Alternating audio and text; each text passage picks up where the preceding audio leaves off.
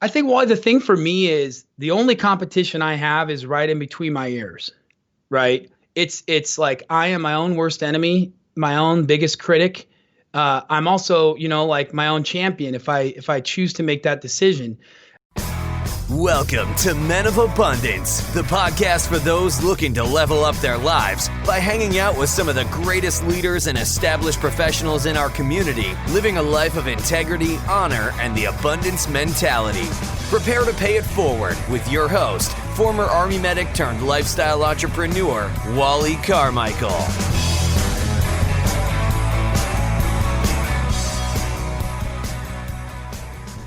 What is going on, you amazing, abundant leader? I am Wally Carmichael, your founder and host of the Men of Abundance podcast, the Pay It Forward community, showing you how to live your life of abundance in family, faith, finances, and fitness on your way to having more.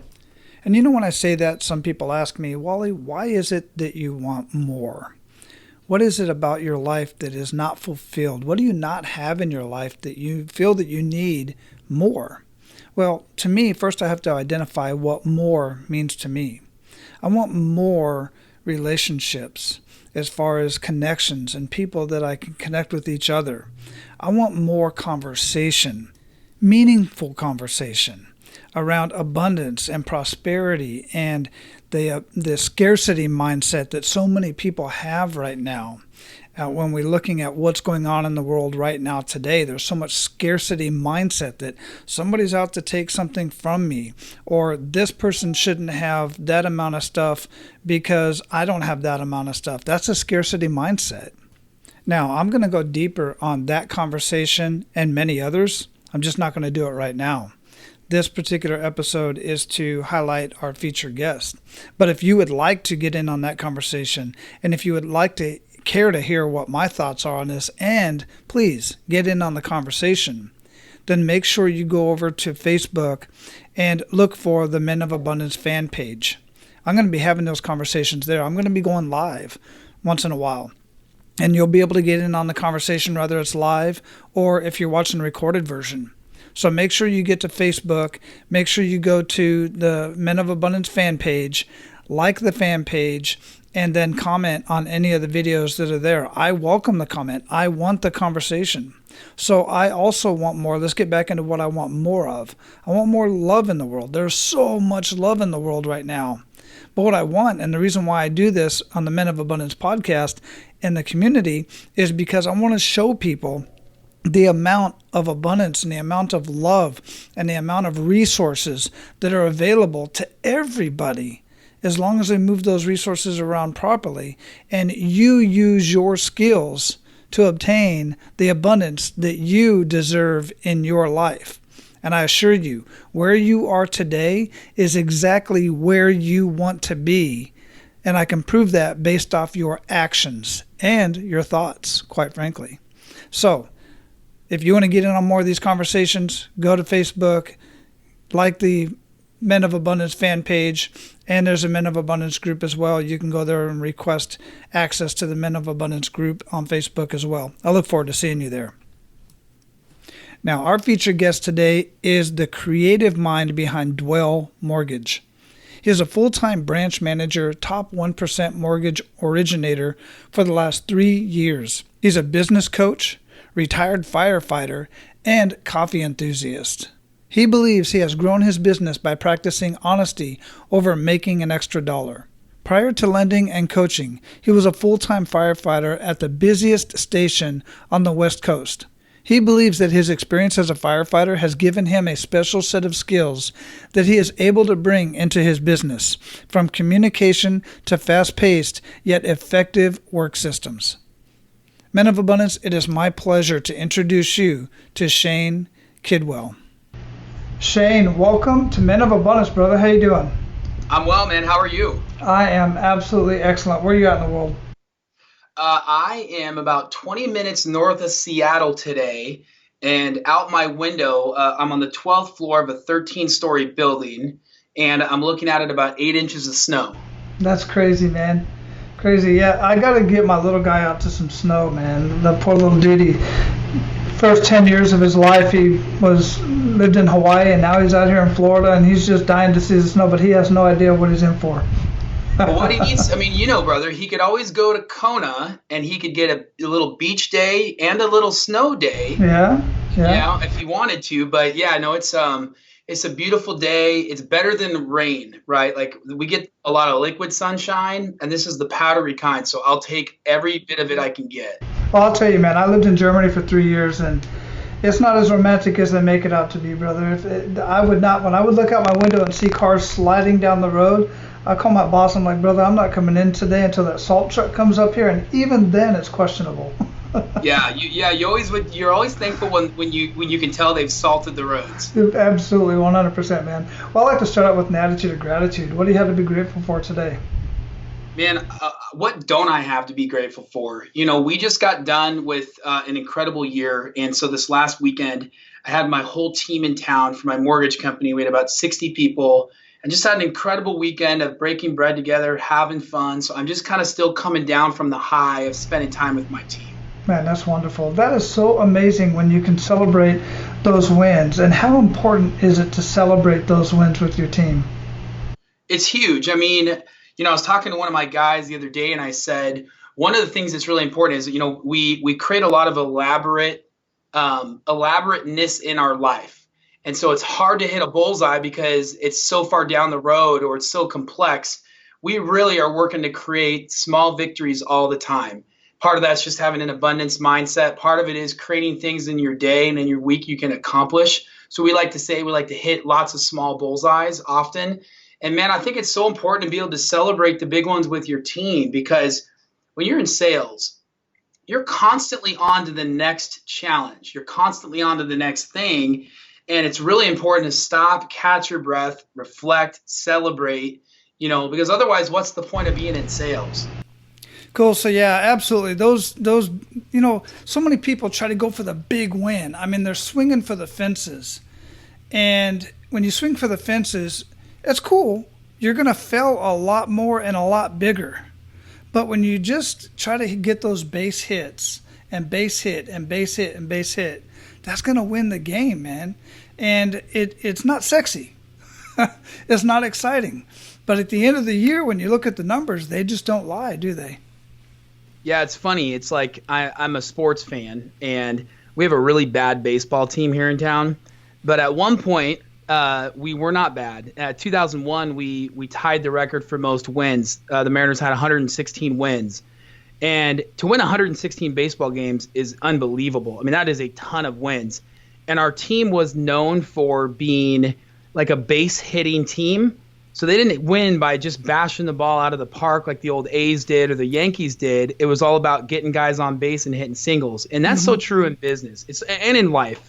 I think it's really important to just have small victories and stack small victory upon small victory upon small victory.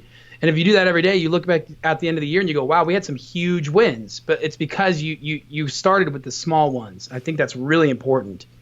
Yeah, it really is important. And there's another aspect to that, and it's a psychological aspect. And that is that progress equals happiness.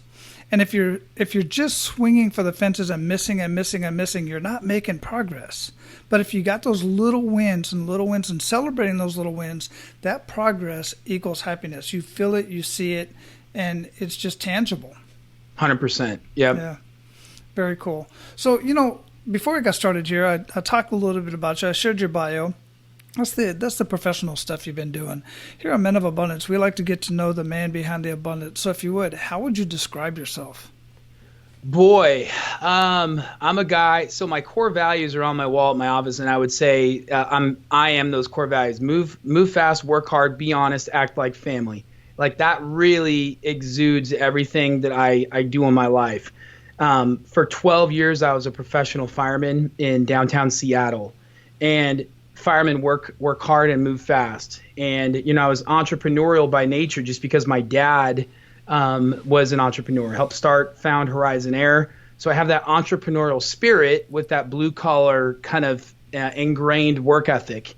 And I love a good cup of coffee. I love conversation amongst friends. I love coming up with ideas and solving problems. And so I think that's just a little bit about kind of my nature that kind of maybe makes me unique in my space. Yeah, I dig it. And thank you for that time as a first responder, as a firefighter, because, man, I'm telling you what, I have major respect for all first responders. But firefighters, when you're not in the, like people see firefighters as in the middle of a fire and all this stuff. But a lot of the time, I know because I was a first responder for a while as well, you're dealing with people on a daily basis. And not everybody's easy to deal with, man. And it just takes a toll on you, does it not? Yeah, I explained the fire department in this way. So, Wally, imagine you were sitting on your couch in the dark and you were taking a nap. The lights turned on, a foghorn went off. You had to jump up, get your clothes on, get out in your car, and start driving within a minute. Then you had to drive to a location you'd never been to as fast as you possibly could, breaking every law and speed limit. You had to walk into a house you'd never been in, meet a person you'd never met, and deal with their worst crisis on their worst day in under 21 minutes. That is the life of a fireman. And so for me, one of my biggest blessings in life is I got to do that for 12 years. I worked at the busiest station on the West Coast. So I got to get a ton of reps in working with people at their darkest time, at their most vulnerable stage that I'd never met before. And so if you're going to be good at being a fireman or firefighter, you have got to be relatable. Because you've got to break down barriers when you're sitting in somebody's home, because they didn't plan to have you come to their home. It wasn't like we made a reservation and they cleaned the house and made cookies and coffee. Like, I'm here at their worst moment, and you got to break down the barriers and get to what's the real crisis, the real problem, and make them comfortable. And I think if you do that in life, you can go a lot of places in business. Man, absolutely. The way you broke that down is absolutely brilliant and literally gave me chills, man. That's freaking awesome. So, being a firefighter, I'm sure you've got many kick in the gut moments. Being a business owner, you've got many kick in the gut moments. Hell, being in the mortgage industry, you've got a few kick in the gut moments. But I don't want to put no words in your mouth. But I would like to hear that kick in the gut moment and really make us feel that. I've had many. I think that in business, when you're an entrepreneur, if you like drew a map of the story of an entrepreneur, it's defeat stacked on defeat that then somehow equates to a victory. And there's so it's a lot of you have a lot of small losses and you have a lot of big wins. And for me, I would say, probably one of the biggest ones, I was a fireman. I was a full-time mortgage originator. So I was working 2 jobs full-time. I was working about 80 hours a week. And part of that was because of my wiring. Like, I have FOMO, like major fear of missing out. And I have FOMO in business. And so in business, what that means is I've always got to answer the emails. I've always got to pick up the phone. I've always got to be doing more and more and more so I don't lose a deal, don't lose a client, don't lose a relationship. It would drive me to the point where I'd come home at 8 o'clock in the morning from the fire department, just worked an amazing job, helped people, got a salary, benefits, like dream job for most people. My FOMO kicks in. I've got to run to the office and start solving problems because I don't want to miss anything. And it got to the point where I was completely burned out.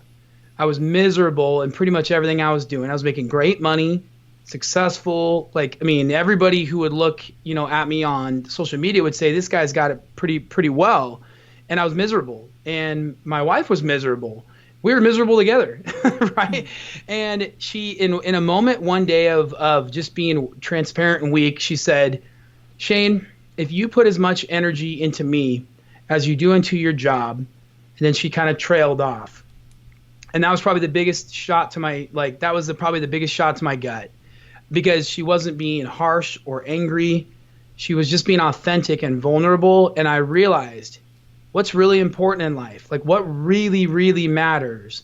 And on your worst day, who's going to be there for you? And if you make a bunch of money, solve a bunch of problems, acquiesce the FOMO, patrol, the FOMO, little guy on your shoulder, what's the outcome? And I just realized that I needed to change my mindset. I needed to hire better staff, go all in on myself, pick a career, focus on creating balance. And that's a really hard thing to do when you're an ADD, caffeinated former fireman who likes to stay busy. Wow, yeah, I totally get that. And that is so relatable to so many people. I know some of you out there listening to this are not really getting exactly what Shane is saying, but you're falling into the same trap because you're just treading water. I see it all the time. I see people one day they're doing one business, and the next day they're doing another business, and then they're doing this business on top of that business. And you see they're just reaching to try to make money here and there. And really what ends up happening, you still there, Shane? Yep. Yeah, okay, your video's cutting off. What ends up happening is you realize that it may be FOMO, or it may be shiny object syndrome, or you got another great idea and you just have to implement it. I'm here to tell you guys, you don't have to implement it. You have to focus on the one darn thing that you actually enjoy doing. I don't know about passionate about per se, but you actually enjoy doing and can make you put some food on the table, pay the rent, keep the utilities on, Yeah, well, it's funny. I'm looking at my whiteboard here, and I wrote this down.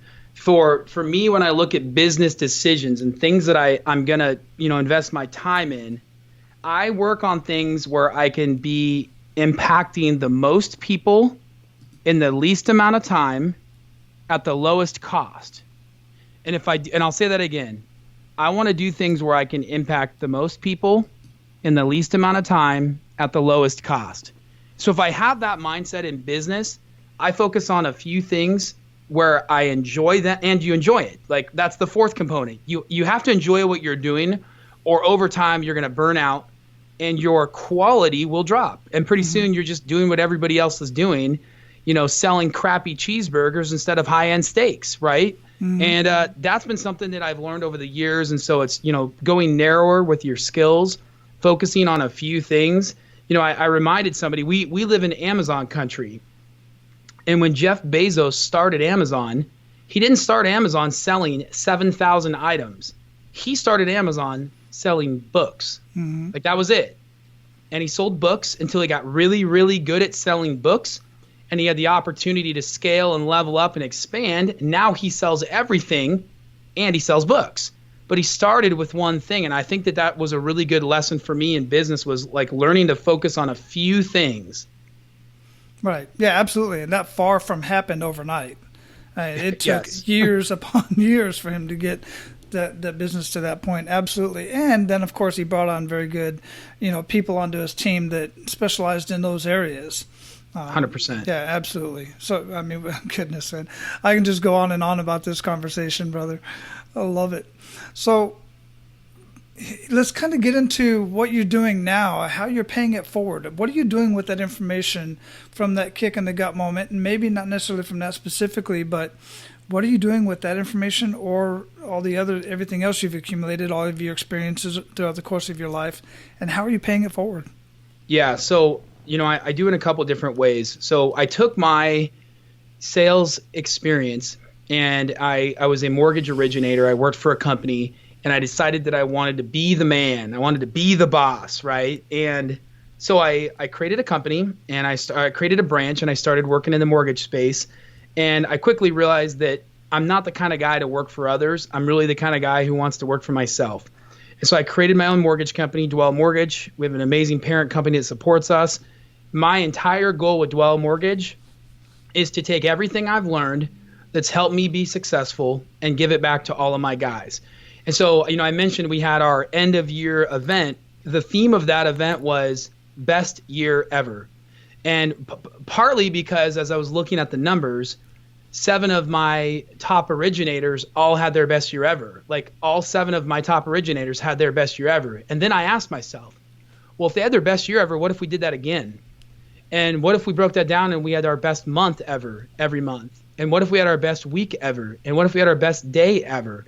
And so for me, paying it forward to the mortgage space, it's twofold. It's one, it's helping my people have their best day ever, every day.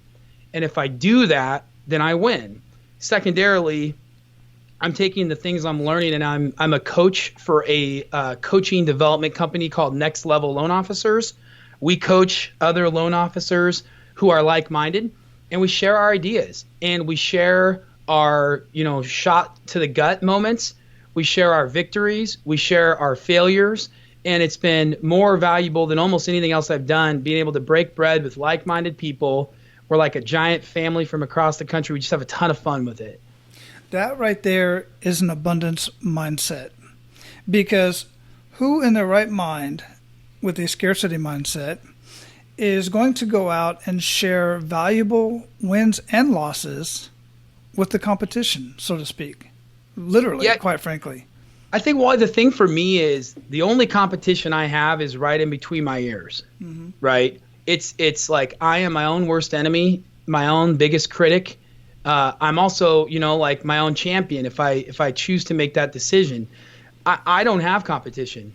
If I'm focusing on myself and doing the things the way I'm supposed to do and being authentic, just being like trying to be the best version of me, not a crappy version of you, like then there's no competition. I'm going to make what I'm supposed to make. I'm going to do what I'm supposed to do. I'm going to align with the right real estate agents and financial planners, and my sphere of influence will grow because I'm just being me. And so it's fun. And so that's what I always tell my people. Like, don't try to go after people that you want to work with. Go after people that you want to be friends with. And when you're friends with people, you share ideas. You share your wins and your losses, and you're transparent about that. And I think that's something that a lot of people have lost in sales. Yeah. Oh, absolutely. Most are just trying to go out and get the next sale as opposed to building a career. And in order to build a career, I was listening to a guy the other day who's actually got a real estate business down in Hawaii, and he same thing kept coming up. He was telling a story about this particular deal that he did with this one guy, and he goes, "No, and we're still good friends today." And then he would tell another story, and her and I are still good friends today. Matter of fact, I was just at their, wedding anniversary, and I was at their kids' baseball games. This guy is creating relationships. He's not just making that next sale, and that's what so many people, specifically in the real estate industry and many others, card sales, everything else, they're just out for that next sale instead of building a career through friendships. And then the other thing I like that you was talking about is I forgot my train of thought. So go ahead and say something on what I was just talking about.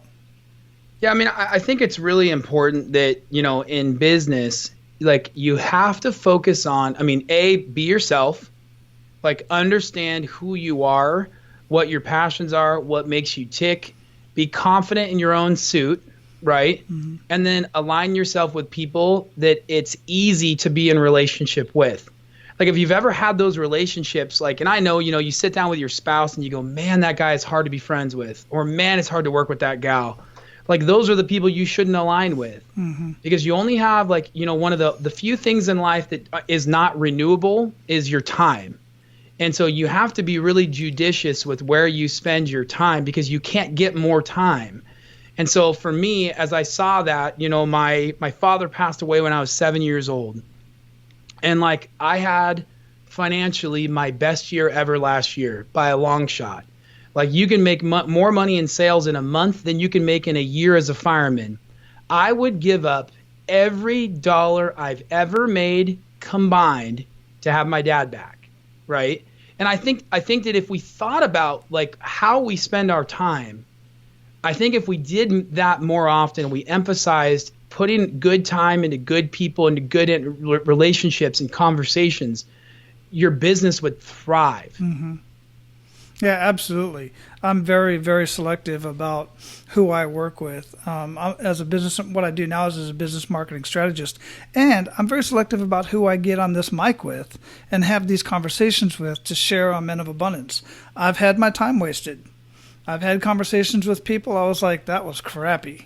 That guy was just trying to sell some crap, and I didn't like his story. Maybe he had an okay story, so on and so forth, and I just didn't air it. And others, I try to catch. I've been doing this long enough now where I can kind of catch them ahead of time. I'm not going to have that conversation. But even still in my business, look, I traveled the world for 25 years for the United States Army, and I was gone more time than I wasn't. I have a 25-year-old in the Army now. I have a 20-year-old at Navy boot camp, week 2 right now, and a 10-year-old at home. And I've been with the 10-year-old more than I've been with the other 2. So that's why part of the reason why we live in Florida, so we can go to Disney and Universal. We're going to go to Monster Jam here in a couple weeks, so we can do stuff like that. And I don't want nothing taken away from that time. So I'm very selective about my time as well. Yeah, first and foremost, thank you for your service and thank your sons, man. I mean, you're a military family, and that's an amazing legacy to have. And there's very few people who are willing to make that sacrifice in today's world. So thank you for that. I appreciate that. On behalf of my boys as well. Yeah, absolutely. So, man, so let's talk more about, what specifically you're doing. I like to lift up the business as well because, what you do is more than just putting people in homes and selling people's homes so they can move on to another chapter of their life, whatever that is. You're creating experiences, man. A home is a very personal thing. And now, are you commercial, or are you also are you residential or also commercial? We are residential only. So we do anything from 1 to 4 units. Yeah. So we're in, I'm probably wrong, but we're in 30 to 35 states. Mm-hmm. So we have office locations in several states, and then we have a virtual presence in most of the country. Very nice. Yeah. So you're making a huge impact, man. We're trying, I mean, I think my goal is to every day make a little bit more of an impact. And I'll tell you, as success comes, there's a couple paths you can choose to go down. You can choose to go down to, I did it all on my own. I'm going to buy a bunch of, stupid shit that I don't need. Mm-hmm. And I'm going to me, right? You can do that. You can celebrate. And if you work hard, celebrate. Or you can say, oh my gosh, I've had incredible abundance. What else can I do with that to create more abundant people? Mm-hmm. And that's really been my goal. I grew up with missionaries visiting our home. My dad and my mom were extremely generous people. And I have the mindset where I live off of a fireman's salary. And so everything outside of that is just a massive blessing. And so we do it like we really want to focus, my wife and I, on how we can pay it forward in business and using the business funds. Because what a lot of people that want to attack people who are successful, they'll talk about the 1%. Well, what they don't talk about is the more money you make, the more opportunities you have to be generous. Mm-hmm. And so for me, my goal is to be able to make more opportunities to be generous. Yeah, and thank you for that. And I'm glad you brought that up, because that is in part of the whole reason why I started this Men of Abundance conversation over 3 years ago. Because I've always considered myself, I know capitalist is a dirty word in some people's minds, but it's just, the reason why is because the way it's been portrayed. I mean, the ultimate portrayal of an evil capitalist is the Christmas Carol, right? With Ebenezer Scrooge. And that is the minority when it comes to successful business owners. Successful businesses don't make the news when they're giving to all of these different charities and donating this, that, and the other. They have a whole division for that, and that gets no press whatsoever. But as soon as one of the employees or somebody messes up or does something wrong or whatever, then the whole business goes down, and that's how that business is. And it just gets so sickening to me when I personally talk to business owners that are, making $80,000 a year to several million dollars a year, and they just give so much. Yeah, I agree with you, man. I think it's what's really important now. Part of that, it falls on the successful few to give abundance to the many. Mm-hmm. And I think that, our society, our world, we are in a place where a few bad eggs are gonna mess it up for everyone else. So that's my job as one of those, people living in abundance, to not focus on the negative. That means I have to give more time, more energy, more resources. And I'm a firm believer that there is a higher power. And there's a book I like to read. It's a pretty good book. It's been around for a while. It's called the Bible. Hello, I got it right here. And in the Bible, it doesn't say I get a week off. It says I take a day. I take a Sabbath day. It talks about like, Jesus goes off into the wilderness by himself and he has privacy and silence and solitude. It talks about a lot of these things, where and Jesus flips tables when people aren't doing things the right way.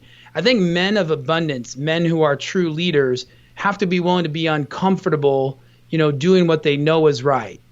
And being generous in spite of maybe a lack of abundance. Be generous in the face of uncertainty, markets changing. And when you're an entrepreneur, the market's always changing, right? You never know where your next paycheck's going to come from. So I think it's really important that the few who are doing it wrong are overshadowed by the many who are doing it right. Yeah, no, absolutely. Absolutely correct. And thanks for bringing that up, because another term that you won't see in the Bible is retirement. That was a term that came up later in the 1800s by a German philosopher or German what is it, sociology or something like that. Anyway, some dude in Germany brought up the whole idea of retirement, and now we have this whole thing, retirement. So anyhow, that's a whole different issue. I'm actually retired, but I'm still working. I love that, man. I'm going to steal that line, Wally, because it's so true. It's like there are some very simple rules that we need to follow from the great book or whatever your belief system is. And no one says you have to stop. I got coached by a Navy SEAL, and your son who's going through the Navy will at some point run into his name. And one of the things he and I talked about was how my reality, what I need for me to be whole, isn't the same as your reality. He said, Shane, who said you had to take 2 days off a week? Who said you had to work 5 days in a row? Who said you needed to work from 9 to 5? It's the they. Yeah. They say you have to do these things. As soon as you're willing to allow yourself the opportunity to think that maybe there's somebody other than they who dictates your success, it changes everything. And I don't work 4 days a week or 3 days a week. I don't work 9 to 5 because I enjoy what I do. So it never feels like work, and it's cliche, but it's the truth. And B, my actions are dictated not by the rest of society, but because of my own moral compass. And I think a lot of people in business and men of abundance need to do a lot more focus on that. Yeah, I totally agree. And to answer your question, who is it that said we have to do 2 days off and 5 days a week and all this stuff? Somewhere between Ben Franklin and Henry Ford. So what you're saying is, our Earth has been around here for thousands of years. And in the last 150, we've now created a rule that everyone must follow. Right. Isn't that crazy? It is. Absolutely it's just crazy to me. Yeah. I totally agree. And who was the Navy SEAL that you was coached by? His name's David Goggins. David Goggins. Yeah, my man. Yeah. He was man. It was I had an incredible opportunity. Good for you. To spend 6 or 7 months getting really uncomfortable, and I thank him for that. If I ever get the chance to see him, I would thank him for that again. And I think I think everyone in life should find people that make them uncomfortable and be around those people. And whether it's for a short time or a long time, being uncomfortable is so important. And David is like the king of embracing uncomfortable things. Yeah, absolutely. It's no surprise. That's why Jesse Itzler hired him basically and had him come live in his house. He wrote the book Living with a SEAL, which is where I got introduced to David. And then I not personally, but then checked out his stuff and listened to his Can't Hurt Me, listened to his book. And guys, you've heard me say this before, and if you haven't, I'm going to say it again now. I'd highly encourage you to listen to Can't Hurt Me with David Goggins, but get the audio version because you're going to get a whole different experience, and he will make you at least feel like you should be uncomfortable. And he made me sweat over the phone. Let's just say that. Good. I bet. Absolutely. I bet. So listen, brother, we're at the point where we are going to pay it forward to our abundant leaders. You ready to do that? I am. Excellent. So share 1 to 3 actionable steps men of abundance can take today. I think first and foremost, like as I mentioned, create small wins that you can easily accomplish every day. And I do this in my coaching platform, and people always try to overcomplicate really simple things. So what I do is I recommend for every man to create 3, these are non-negotiables. We call these DNNs, daily non-negotiables. Create 3 daily non-negotiables that you can accomplish every day except for the Sabbath. If you want to do it on the Sabbath, great. So for instance, 50 push-ups a day, read 10 minutes a day of a book, take 15 minutes to FaceTime your wife. Like if you do those 3 things every single day, you hit a single every day, you will be amazed at what that does for your life. That's number 1. Number 2, surround yourself with uncomfortable people that make you uncomfortable. I think that for me in my life, being a fireman is a very uncomfortable job. Every day, you don't know what your day is going to unfold. Think about that in business. Most people, you get in your car, you get in traffic, go to your office, you know what's going to happen more or less that day. Every day as a fireman, you have no clue what's going to happen. And so what it does is you get refined by the fire, you get refined by the calls that you go on, and it shapes you into a person who embraces change. If you're not willing to embrace change in your life, personally, physically, spiritually, at work, you're never going to be able to take yourself and get to the next level.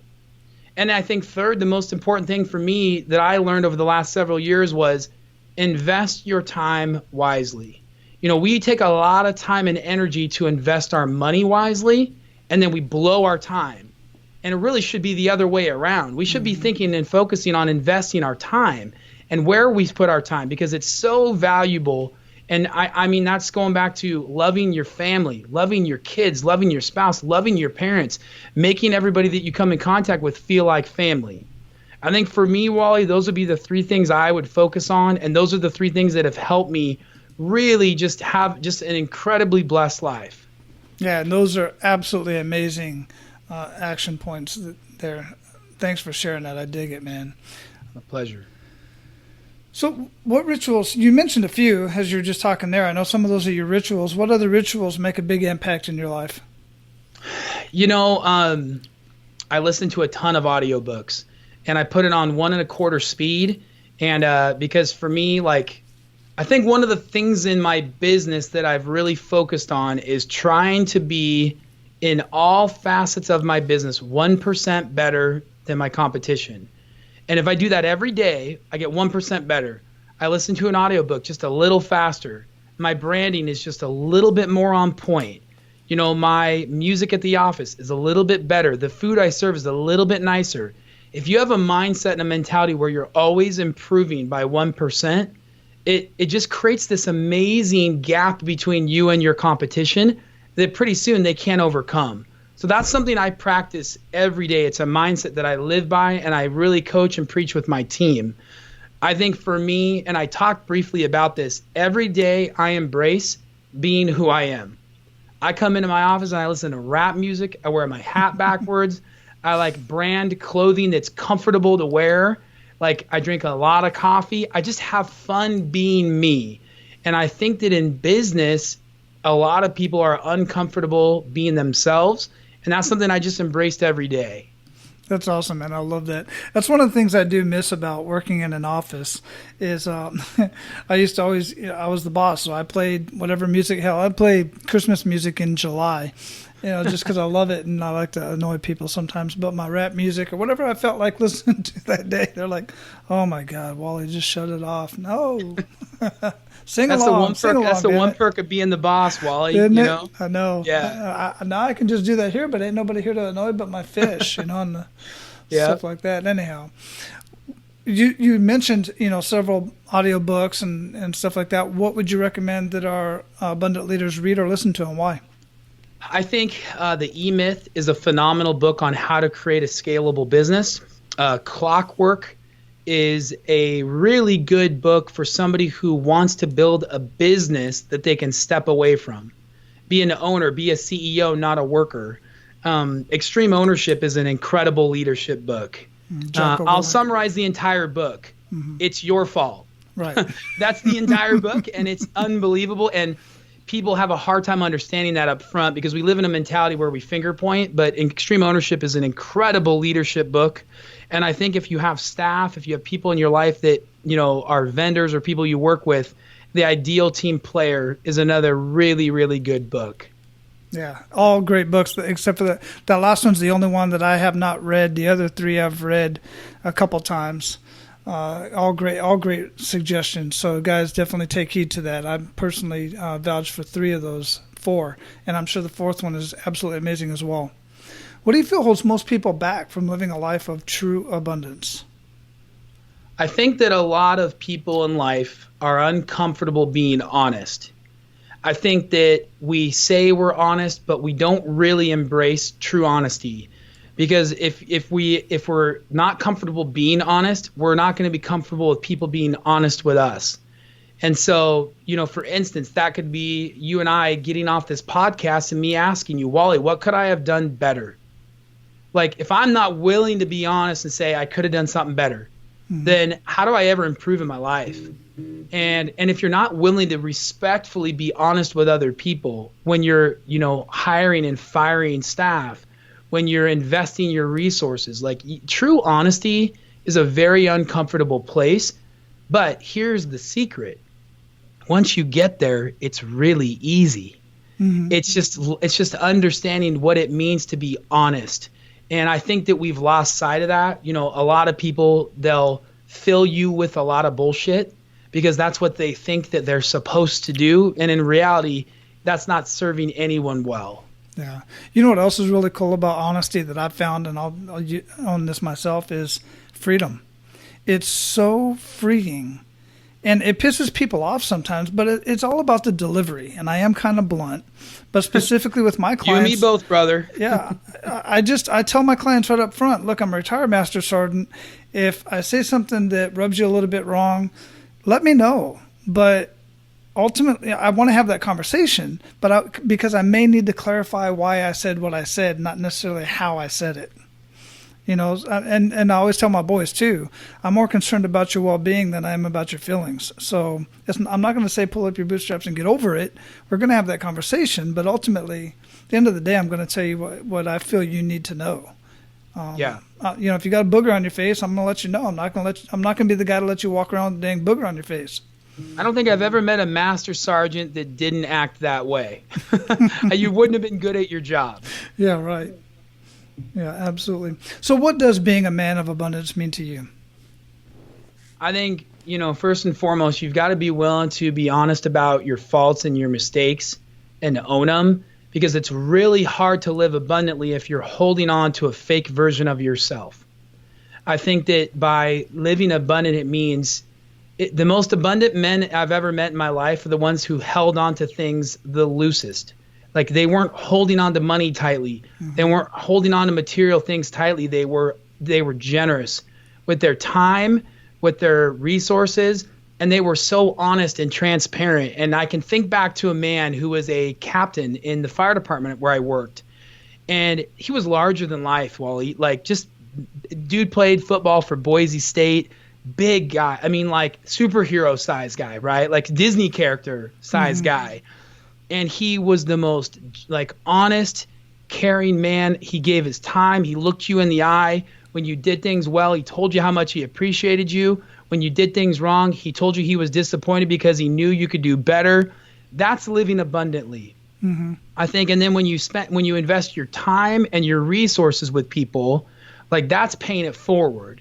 And I think we need a lot more people to do that. I think we've gotten away from what makes men men and what makes an abundant man an abundant man. Yes. Yeah, absolutely. I think sum that up. I think we're just, too many people are too afraid to get into other people's business. And if you think that their business doesn't affect your business, and I mean that on a personal level too, not just actually your business, but, it does. It either does or it will. So you have to make those corrections. I see kids down at the park with my little guy. They're saying the wrong thing, doing the wrong thing. I'm going to correct them. They actually respect that.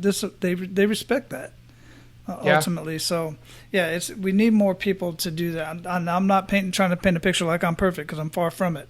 But I totally agree with what you're saying.